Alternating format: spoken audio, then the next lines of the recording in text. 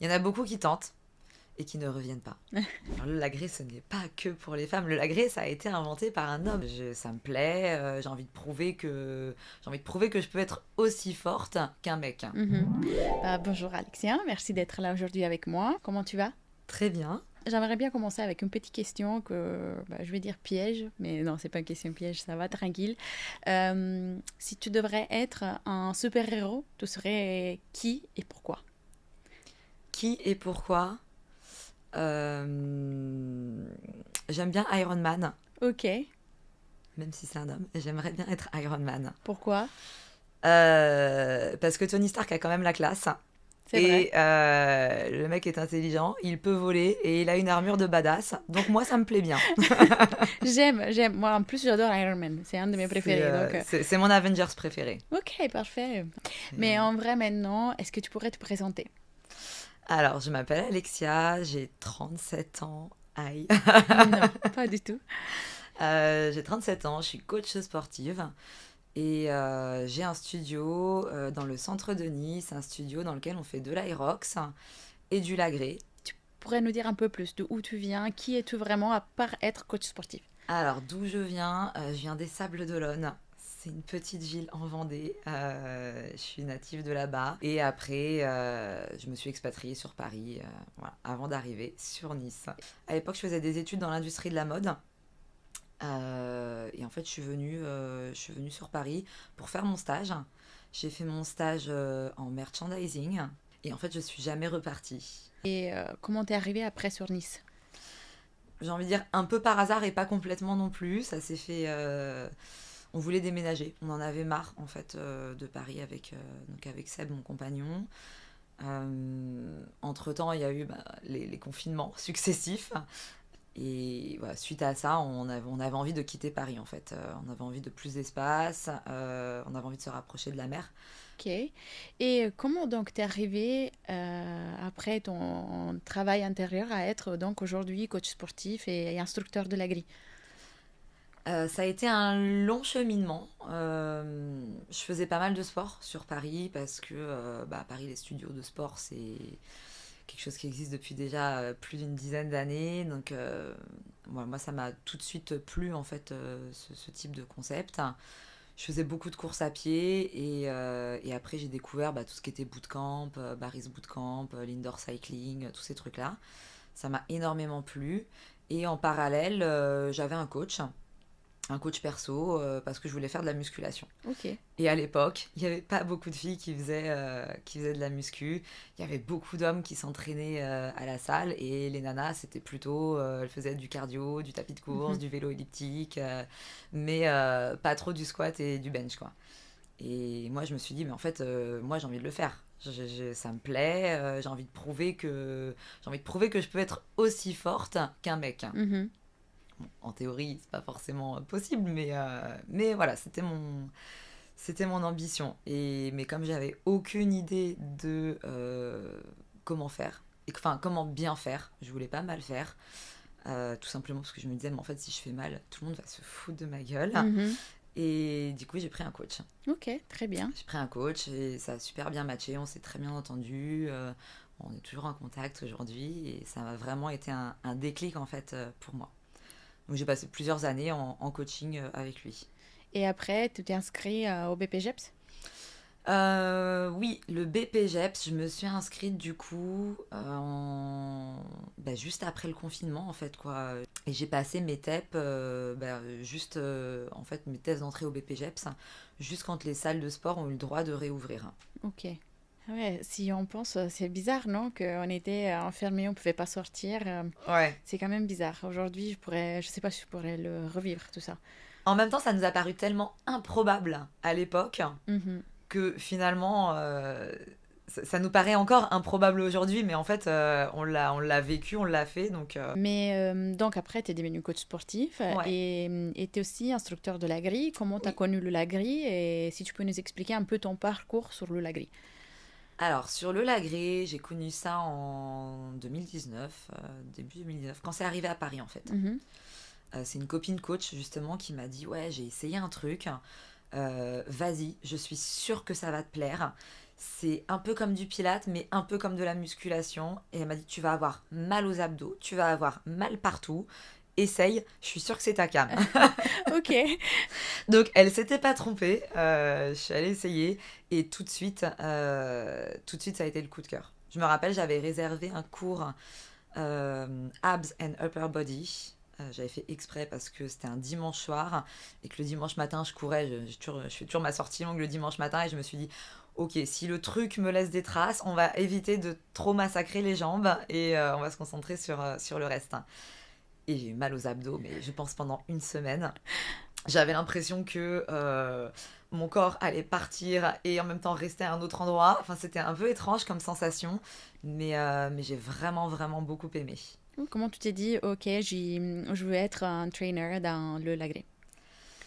Ça s'est fait un petit peu au fur et à mesure. En fait, ce que j'aimais beaucoup dans cette méthode, c'était l'énergie des coachs. Les coachs qui donnaient les cours à l'époque, c'était au studio Snack and Twist à Paris, studio dans lequel j'ai travaillé après par la suite. C'est là où j'ai découvert ça. Et les coachs qu'il y avait au début, pour moi, elles étaient incroyables. C'était des étrangères. Je me rappelle celle avec qui j'avais commencé, c'était une américaine qui s'appelait Samy. Et elle était géniale. Elle avait une énergie super. Il y avait de la musique. Enfin, ça changeait en fait de la salle. Mhm. Ça changeait des bootcamps. Parce qu'en fait, au niveau du cardio, t'étais pas dans le mal. Mais au niveau musculaire, tu prenais une conscience de ton corps.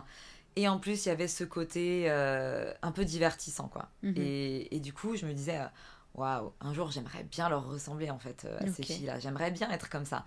Mais j'avais pas du tout pour idée de devenir coach complètement, en fait, hein. Mhm. J'aimais bien les filles qui donnaient des cours, que ce soit du lagré ou de la boxe, ou j'aimais bien ce qu'elles dégageaient.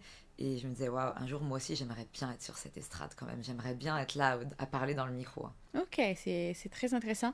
Et surtout, c'est qui me fait un peu... En fait, c'est que je reconnais, c'est que moi, quand je suis venue au premier cours de lagré, c'était juste moi avec toi et c'était grâce à Romy. Quand elle m'a ramenée, elle dit, viens essayer le lagré, c'est une petite machine, mais tu vas bien aimer, surtout que toi, t'aimes la muscu. Voilà. Je suis allée avec Romy et c'était au Nikki Beach. Oui, c'était Nikki Beach, ouais. Au Ouais, Nikki ouais. Beach. Et quand je suis venue, c'est incroyable. J'ai trop aimé. Et j'avais du mal partout. C'était trop dur de le faire. Et aussi, je me suis dit, bah, un jour, j'aimerais bien être comme Alexia. Et c'est une des choses que je me suis dit. Et bah, j'espère qu'un jour, je pourrai te rassembler dans ce cas parce que moi, j'adore ta façon d'enseigner. Mais donc, si on revient un peu plus dans les détails, qu'est-ce que c'est le lagri? Et si tu pourrais l'expliquer aux gens qui ne connaissent pas et surtout pour les gens qui pensent que le lagri, c'est du pilate. Alors, pour les gens qui connaissent pas, je dirais que le lagré, c'est un... Alors, qui connaissent pas, mais qui font quand même du sport, je dirais que c'est vraiment un croisement entre la musculation, les techniques de musculation et le mécanisme du reformer. Mhm. Parce que on est quand même sur une machine qui bouge, qui ressemble à un reformer.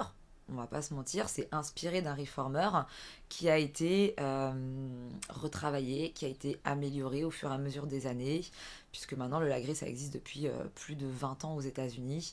Donc voilà, la machine a été perfectionnée par rapport au tout premier modèle, la méthode a évolué, mais on reste sur des principes de musculation, Mhm. puisque la méthode est basée sur le temps sous tension. Donc l'endurance musculaire, le temps que le muscle va rester en tension, en Mhm. contraction, en étirement, en statique. Et en même temps, on va avoir le caractère de mobilité et d'instabilité qu'on peut retrouver sur un reformer, puisque on est sur une machine qui va bouger de l'avant à l'arrière. Et là, la différence, c'est qu'on va vraiment développer plus de force, puisqu'on va aussi tracter de la résistance. On va pas faire que la pousser et la contrôler, quoi. Ok. Et donc, si j'ai bien compris, on travaille en isométrie. Ça veut dire qu'on ne bouge pas. Ça veut dire qu'on est là, statique. Et ça fait que les muscles, ils travaillent, ils s'y cassent. Qu'est-ce qui se passe en ce moment?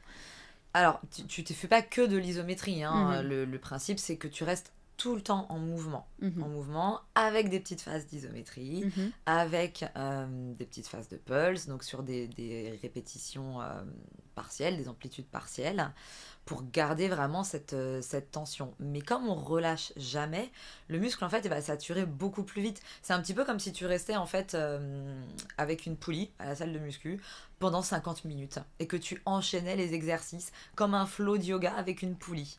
L'idée, c'est vraiment de passer d'un exercice à l'autre de la manière la plus fluide possible pour avoir le moins de temps de pause possible. Ok. Et ça va créer vraiment une tonification musculaire plus poussée, plus accrue, mais sans venir vraiment casser les fibres musculaires, comme quand on fait de la musculation avec des charges lourdes, puisque là, on reste sur des charges qui sont des résistances quand même plutôt accessibles et modulables. Ok. Donc l'idée, c'est pas de venir saturer le muscle tout de suite, mais c'est de le saturer au bout de 2 minutes 30, 3 minutes, et puis après de garder en fait cette tension, quoi. Et qu'est-ce que tu penses du fait que les gens disent oui, mais avec le lagris, on peut pas faire des muscles. Avec le lagris, on peut pas maigrir. Avec le... Qu'est-ce que tu en penses? Alors, c'est marrant, avec le lagris, on peut pas maigrir. C'est la discussion que j'ai eue en allant faire mes ongles justement tout à l'heure Ok. avec Sonia qui me fait les ongles. Et elle me disait, mais Alexia, est-ce que le lagris, ça fait maigrir? Mhm. Je dis, mais en fait, il y a rien et finalement tout qui peuvent faire maigrir quelqu'un. Faire maigrir, c'est quoi? C'est perdre du poids. Le perdre du poids, c'est simple, c'est juste, il y a plus de sorties que d'entrées, quoi. Donc, on est sur un déficit calorique. Nous, ce qui nous intéresse, c'est pas forcément de perdre du poids, Mhm. c'est de perdre du gras. Mhm. C'est de venir retonifier la masse musculaire, restimuler la masse musculaire, développer la masse musculaire pour réduire la masse grasse.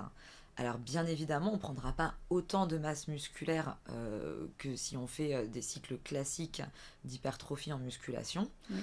Mais en général, c'est pas ce que les gens recherchent. Les gens Mhm. recherchent plus une tonification musculaire, donc un galbe, un dessin, plus que une prise de volume musculaire.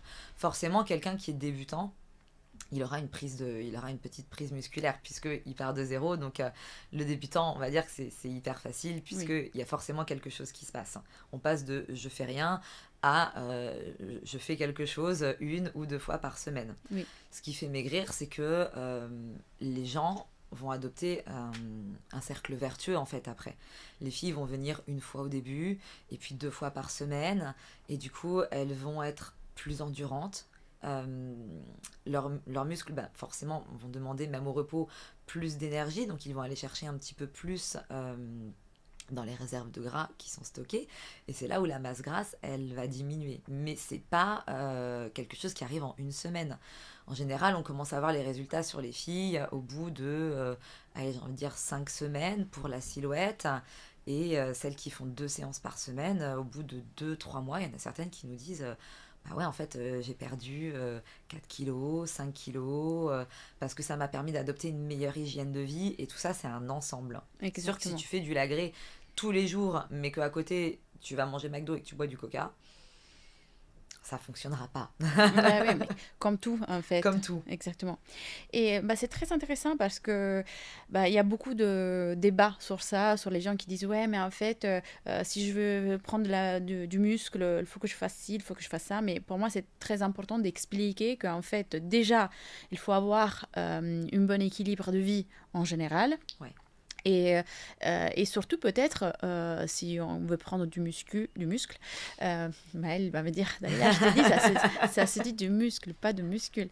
Si on veut prendre du muscle, oui, c'est meilleur faire de l'hypertrophie, mais quand même, avec le lagris, on pourrait améliorer si on n'est pas habitué à faire à faire déjà du sport.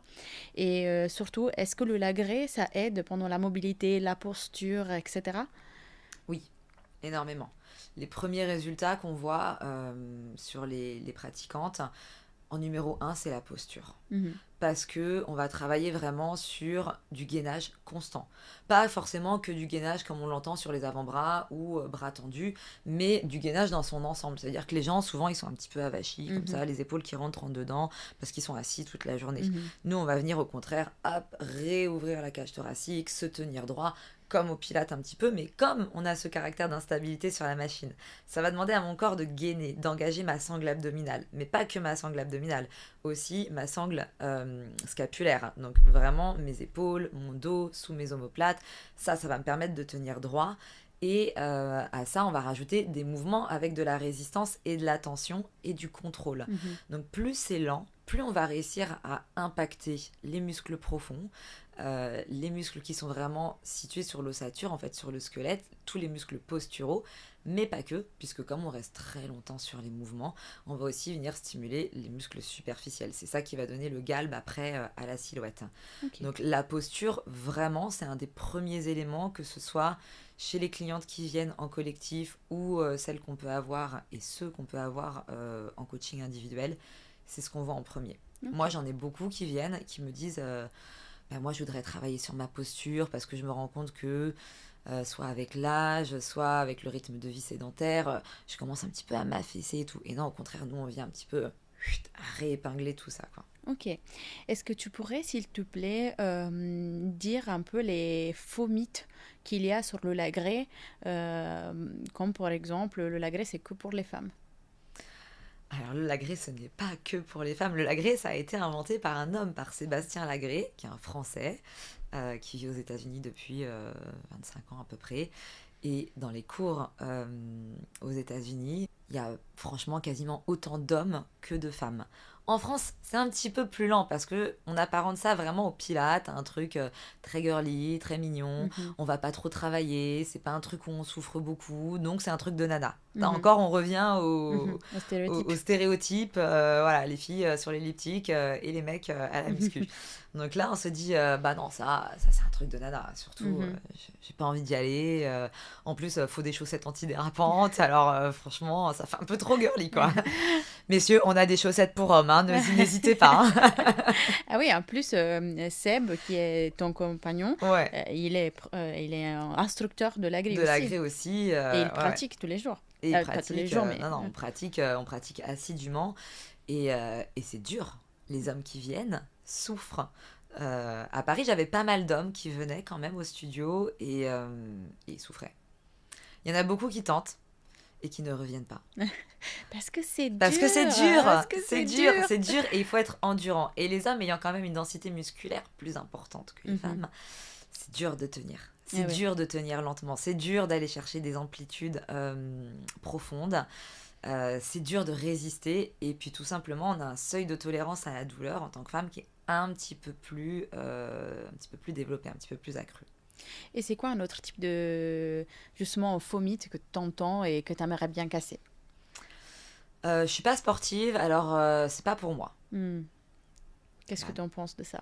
Archi faux. Parce que j'ai envie de dire qu'aujourd'hui, les clientes les plus régulières qui viennent le plus chez nous, c'est des filles qui n'étaient pas très sportives au début. Et justement, elles se sont rendues compte, et c'est ça qui est génial, que en fait, c'était carrément pour elles, qu'elles ont progressé. Elles se sont fait confiance, elles nous ont fait confiance, et elles ont développé en fait leur potentiel. J'ai envie de dire de manière exponentielle, quoi. Elles ont eu de très beaux résultats physiques, de très beaux résultats au niveau de leur silhouette et tout, et surtout elles sont super endurantes, quoi. Mais il faut avoir ce petit truc de se dire je suis peut-être pas sportive, mais j'ai envie. J'ai envie d'y arriver. Et ça fait toute la différence, en fait. Tu peux être sportif et pas avoir envie d'y arriver, pas avoir envie de te faire mal, et ça marchera pas. Et donc ça vient un peu au mental, parce que souvent, pendant les cours aussi, on dit le lagré, c'est une endurance aussi mentale. Qu'est-ce que tu en penses par là? C'est complètement vrai. C'est encore plus, je trouve, une endurance mentale presque que physique. Parce que quand ça brûle, quand ça tremble, quand ça fait mal, quand tu as envie de remonter, que tu es en squat depuis déjà 4 minutes, que tu as fait un enchaînement de mouvements super lent, t'as qu'une envie, c'est de lâcher. Et nous aussi, hein, moi aussi. Hein. Et puis là, je me dis, non, lâche pas. Pense à un truc que tu veux vraiment. Si tu tiens encore 30 secondes, tu vas y arriver. Tu seras fier de toi. Et c'est là où je trouve que la dimension mentale prend tout son sens, en fait. C'est toi, dans ta bulle, et Et finalement, c'est comme à l'Aerox quand tu es en train de faire tes 100 wall balls et qu'au bout du 20e, tu as déjà envie d'arrêter et tu te dis non, je vais pas lâcher. Mhm. Et ben là, c'est la même chose en fait. Et c'est la même chose, c'est ce que je dis des fois aux filles. C'est comme dans la vie en fait. Dès qu'il y a une difficulté, on essaye de s'accrocher. Et là, c'est la même chose. C'est pas parce que c'est dur qu'on lâche. On essaye de tenir encore un petit peu. Et peut-être qu'aujourd'hui, on va tenir 5 secondes de plus, Mhm. 10 secondes de plus. C'est là où vous allez développer vraiment votre résilience aussi. Mais quand on tremble dans le lagri, qu'est-ce qui se passe et pourquoi on tremble? Alors, qu'est-ce qui se passe? C'est que on vient vraiment travailler sur le système nerveux. Donc déjà, c'est-à-dire que tu as ton système nerveux qui est en train de saturer un petit peu, quoi. On est au bord de la rupture musculaire. On a le muscle qui est en train de saturer. Ton muscle principal sature, le secondaire sature, les profonds saturent. Donc du coup, tout ça, ça va venir créer en fait ce tremblement. En fait, ta fibre, elle peut plus résister à cette tension musculaire. Mhm. Donc on est vraiment juste au bord de l'échec, juste au bord de la rupture. Et comme on est sur ce tempo lent, c'est ça qui fait que ça tremble. C'est pas comme en muscu où tu fais de la force. Quand t'as plus de jus, ben t'as plus de jus, ça tremble Mhm. pas, c'est juste que tu remontes pas, ou tu pousses plus, ou ça s'arrête. Mhm. Là, on y va lentement en fait vers cet échec. Donc du coup, cette fibre musculaire, elle essaye d'emmagasiner toute cette tension, elle essaye de résister, et c'est là où on crée l'adaptation, en fait, c'est là où on va venir être plus endurant. Et c'est pas que sur le lagré. Moi, des fois, ça m'arrivait au Pilates. Je donnais des cours de Pilates aussi en salle de sport. Et quand je faisais travailler les clientes lentement, en instabilité, avec le pied sur un ballon, sans parler de reformer, hein, juste au sol, Mhm. je voyais les filles trembler aussi. Mhm. Si tu fais une pompe super lentement, que tu retiens la descente là, en excentrique, tout doucement, tu vas sentir que ton triceps il tremble, tu vas le Oui. voir trembler. Donc c'est vraiment cette lenteur d'exécution qui va faire que tu vas aller chercher ce tremblement. Parce que justement, juste pour faire la différence à nouveau avec le Pilate, le Lagri, il était pensé, il était peut-être la machine, elle était peut-être inspirée du Pilate, mais le Lagri, il était aussi, comme Sébastien Lagret, il est normalement quelqu'un qui fait de la muscu, pour que je sache, corrige-moi si je me trompe, il a été inspiré par la musculation, c'est ça? Oui, complètement. Lui, à la base, il faisait beaucoup de bodybuilding, Mhm. mais il s'est aperçu quand même qu'avec les années, avec les charges, les articulations prennent cher, quoi, en fait. Mhm. Tu t'abîmes quand même pas mal au niveau des tendons, au niveau des insertions. Tu te fais pas mal de blessures. Avec la méthode Lagré, comme tu maintiens cette tension, en fait, tu relâches pas. T'es toujours censé être sous tension. Mhm. Et puis tu es sur des résistances qui sont quand même raisonnables. Mhm.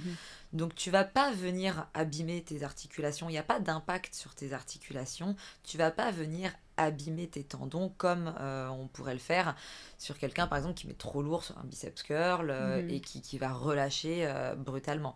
Là, nous, on vient contrôler la tension, on vient contrôler la résistance et on essaye d'être jamais au niveau de la rupture de tension en fait, hein.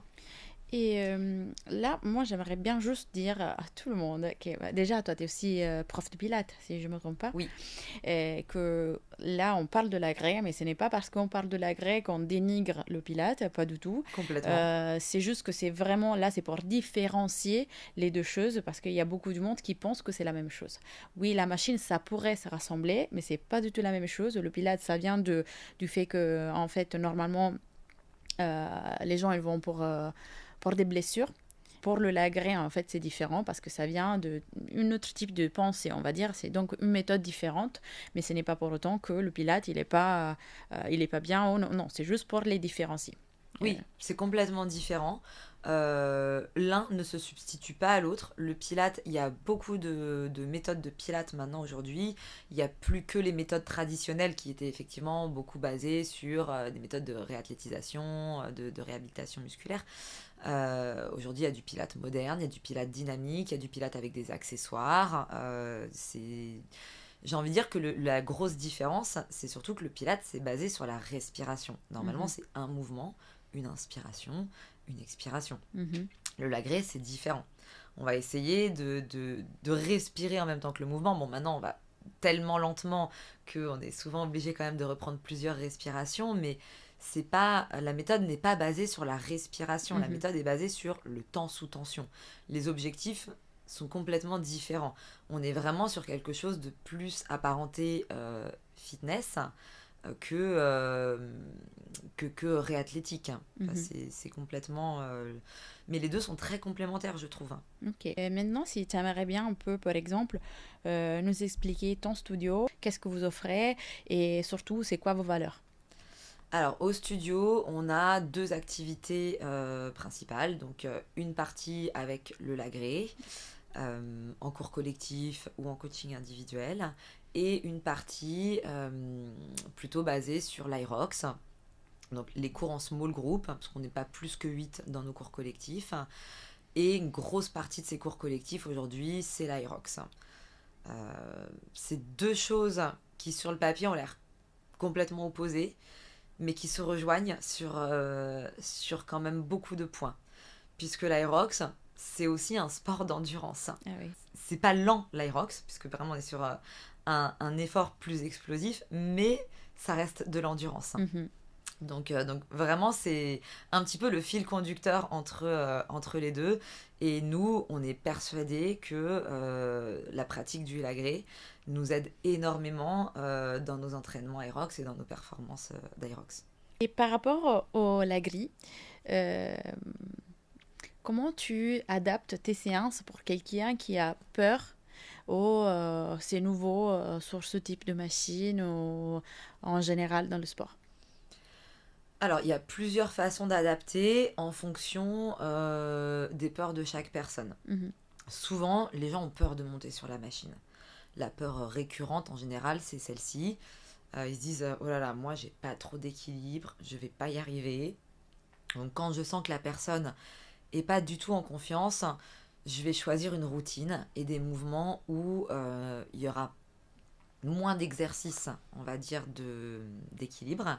Et les exercices d'équilibre qu'il y aura, je vais leur apporter plus de support en modulant la résistance. Donc je vais mettre plus de résistance, ce qui fait que sans mettre trop de résistance pour pas que ça devienne lourd, mais par exemple, nous sur nos machines, on a la résistance blanche qui est la résistance extra light. C'est quand on fait des mouvements de type lunge, qu'on est debout sur la machine, donc fente, soit à l'avant, soit sur le chariot, c'est les mouvements où on est un petit peu le plus instable. Donc si quelqu'un me dit, bah, moi j'ai pas trop de stabilité, j'ai peur de monter sur la machine, je vais pas la laisser sur cette résistance. Je vais lui apporter une résistance complémentaire qui va venir supporter en fait le mouvement. Donc ça va ralentir le mouvement de la machine. Le chariot va pas partir d'un Mhm. coup et la personne se sentira plus en sécurité. On a également reçu au studio, tu as pu les voir, les barres autoportantes, Mhm. ce qui permet aux gens de mettre leurs mains sur la barre, de s'appuyer dessus pour un petit peu avoir plus d'équilibre, Et plus de support. plus de support. Ouais. Ok. Et bah, ça, c'est génial. D'ailleurs, je les ai vus aujourd'hui, les bars. Je suis très curieuse de voir parce que moi, tu sais, j'ai un peu d'instabilité, surtout sur le jab. Donc, j'ai hâte d'essayer. Pour tous ceux qui n'ont pas encore testé le Lagré et qui voudraient tester le Lagré, faut pas hésiter à venir nous voir. On est situé donc nous en plein centre de Nice, dans le Carré d'Or. On est rue Maréchal Joffre. Donc pour situer, on n'est pas très loin du Negresco, mais voilà, parallèle au boulevard Victor Hugo. Mhm. On n'est pas loin du tram Alsace-Lorraine. Il n'y a pas d'excuse pour pas venir. Et pour te suivre sur les réseaux sociaux? Alexia, si on veut me suivre, les deux tirés du bas, bien en bas, bébé. Et pour ton studio? Et le studio, c'est My Time Coaching. Ok. Bah, merci beaucoup. Moi, je suis très contente de t'avoir eu ici aujourd'hui de routine. Merci d'avoir écouté. Si vous voulez nous suivre, bah, on est sur Instagram, TikTok, la chaîne YouTube. Donc, likez, republiez, postez, abonnez-vous et merci pour nous avoir écoutés.